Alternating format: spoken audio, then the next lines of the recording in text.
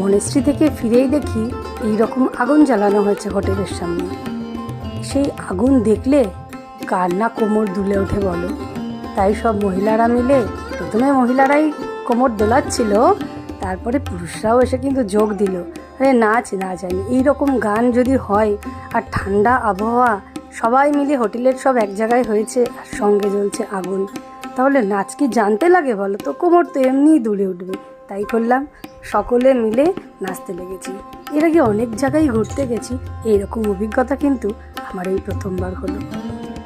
চলো, খুব সুন্দর নাচানাচি করি। তারপরে ছিল এখানে বিভিন্ন খাবার দাবারের আয়োজন, সেগুলো গরম গরম ভাজা হচ্ছিল আর আমাদের দিয়ে যাচ্ছিল। সঙ্গে ছিল চা, কফি। কি বলবো, অভূতপূর্ব কাটছিল সন্ধেটা। তাই ভাবলাম বন্ধুদেরকে তো একটু দেখাতেই হবে কেমন কাটিয়েছিলাম দিরাং এই সন্ধেটা। তারপর তো রাত, পরের দিন কি করব, কোথায় যাব, তোমাদের তো নিশ্চয়ই দেখাবো। অরুণাচল তো শেষই হয়নি, সবে তো মাত্র শুরু হয়েছে। আমার সঙ্গে থেকে তোমরা, আমার চোখ দিয়ে তোমাদের অরুণাচল দেখা অনেক বাকি আছে এখন। টাটা।